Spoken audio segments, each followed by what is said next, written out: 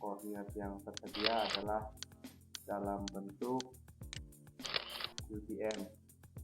Nah, di kolom A adalah titik nomornya, di kolom B itu koordinat X, dan di kolom C itu adalah koordinat Y. Nah, sebelum kita mengekspor data ini, terlebih dahulu kita olah data Excel ini, kita save ke Microsoft Excel yang 2003, Excel 2003 Workbook. Kita save datanya dalam folder yang sudah tersedia. Saya save di D, folder kita paste. Kita masukkan, ini adalah batas view. Kita save. Tadi kita simpan di data D primer, peta JPEG. Karena dalam bentuk Excel, kita pilih file of type-nya dalam bentuk Microsoft Excel atau XLS. Bedanya dengan register peta dalam bentuk JPEG, yaitu perbedaan di sini. Kalau JPEG itu pakai raster image, tapi kalau Excel kita pakai Microsoft Excel. Nah, ini adalah data yang tadi kita simpan. Ini preview-nya, kita pilih current mapper, baru kita open. Nah, untuk ini karena kita ada di kolom 1, kita tetap pilih di worksheet 1. Oke. Data A itu adalah angka urutan titik, B itu sebagai X, C itu sebagai Y. Ini biarkan saja, pilih OK, maka akan muncul seperti ini. Yang tadi saya bilang, data A itu ada sebagai angka, data B itu sebagai X, dan data C itu sebagai Y. Baru kita pilih table, create point. Nah, di sini kita pilih tadi nama folder atau file yang kita simpan adalah batas view. Untuk posisinya kita ganti, karena ini dalam bentuk meter, kita pilih UTM WGS 84 atau Universal Transfer Mercator. Untuk zonanya, karena berhubung di wilayah Cianjur, kita masuk ke zona 48 atau UTM zone 48 Southern. Kita lihat, pilih Southern Out North dan dilihat dari data hasil lapangan. Misalnya data lapangan kita itu kalau dalam bentuk longitude latitude enggak, istilahnya ada lintang selatan atau lintang utara, itu yang membedakan antara UTM dan longitude latitude. Nah, untuk UTM zone 48 North dan itu sama dengan lintang utara. Karena kita di wilayah selatan, berarti LS kita pilih Southern. Kita pilih OK. Untuk simbol terserah kita ganti bebas. Kalau saya pakai segitiga, ini adalah untuk ukuran yang akan ditampilkan. Saya pakai 6, warna saya pakai merah, lalu pilih OK. Nah, untuk get koordinat X karena koordinat X kita ada di kolom B, maka kita ganti yang ini sebagai kolom B. Jadi oke. Dan Y, koordinat Y nya itu ada di kolom C, maka kita ganti dengan kolom C. Lalu kita oke. Setelah terisi semua,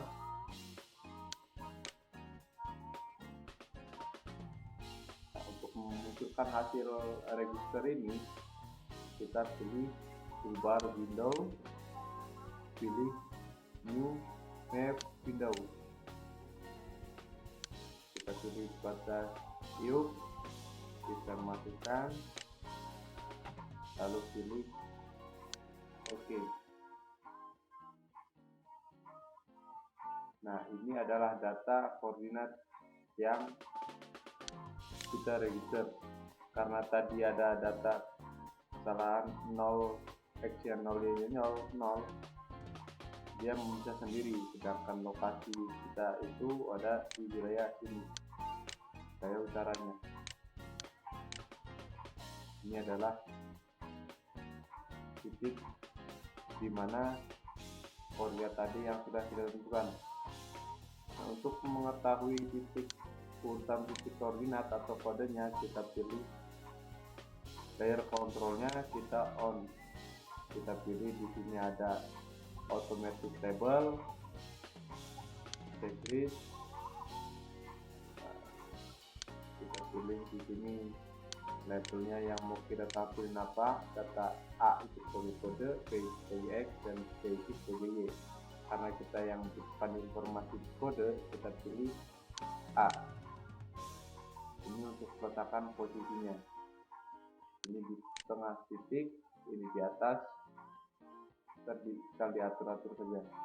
Karena saya pilih di atas, lalu kita pilih exit, tadi akan berpindah. Ini adalah hasil registrasi dari data Excel terhadap map info.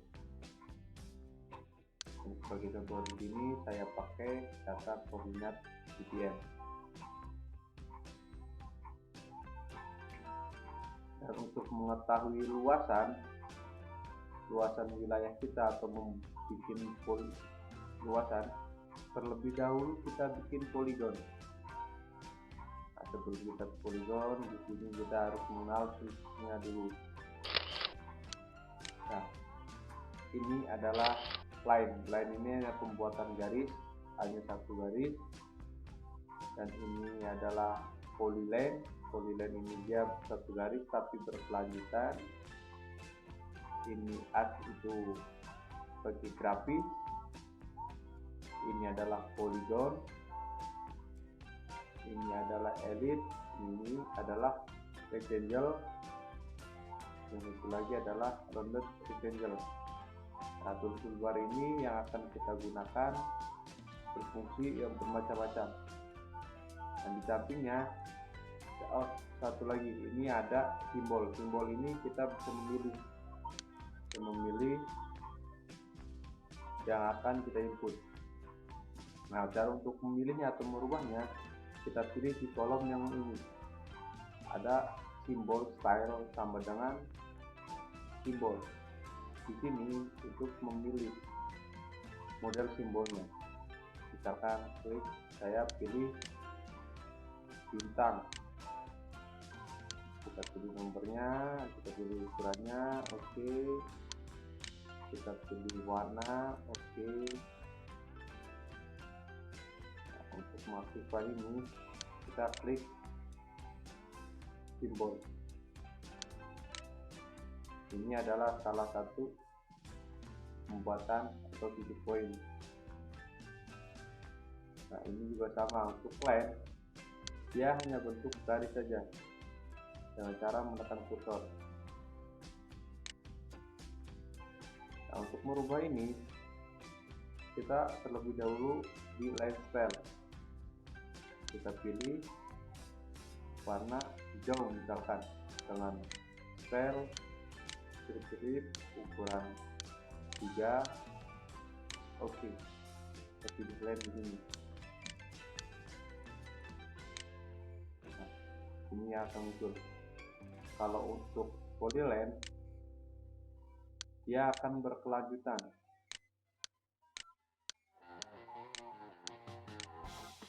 Untuk mengetahui pas atau tidaknya, kita pilih snap atau tekan di keyboard huruf S. Kali saja. Nah, ini ketika kita cocok atau menemukan titik, dia akan membentuk huruf plus. Contoh di gambar ini. Selesai, kita oke. Ini adalah select untuk mengecek. Nah, di sini kita bisa mengetahui panjangnya seberapa.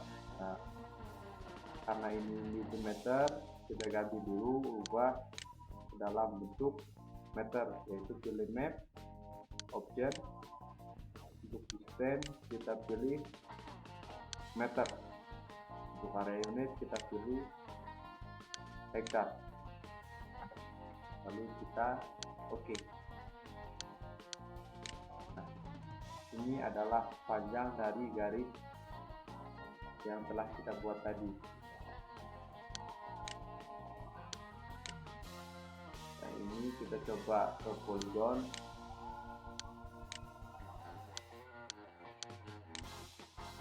Ini tidak ada bedanya dengan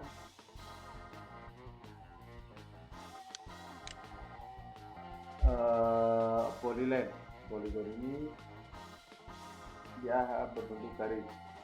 Yang membedakan adalah polyline itu tidak bisa melihat luas, tapi kalau untuk polygon kita tinggal double klik di dalam kotak ini, maka akan muncul luasannya.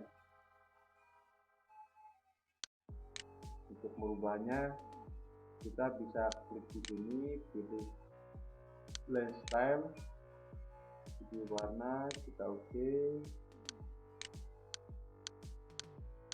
Pilih di sini, kita pilih warna. Nah, ini untuk model-model yang akan ditampilkan. Misalkan saya pakai pohon, warna hijau, ini warna biru, akan muncul seperti ini. Itulah yang membedakan polyline dan polygon. Kalau polyline hanya memunculkan total panjang, tapi polygon bisa mengetahui luasan total area. Dan untuk mengecek data berapa luas lokasi kita,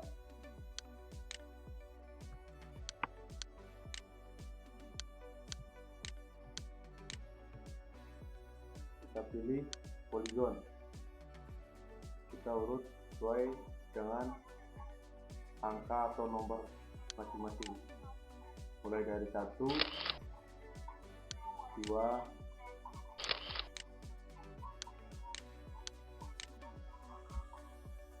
ya.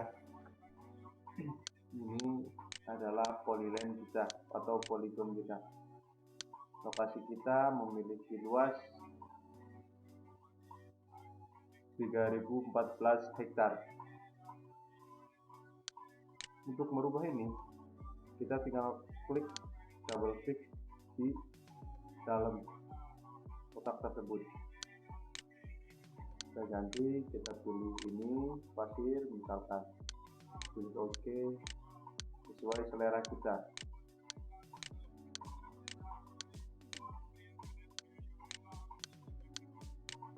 Oke, untuk register peta register data Excel terhadap Mapinfo cukup sampai di sini. Semoga tutorial ini bermanfaat dan bisa berguna dan terpakai buat Anda sekalian.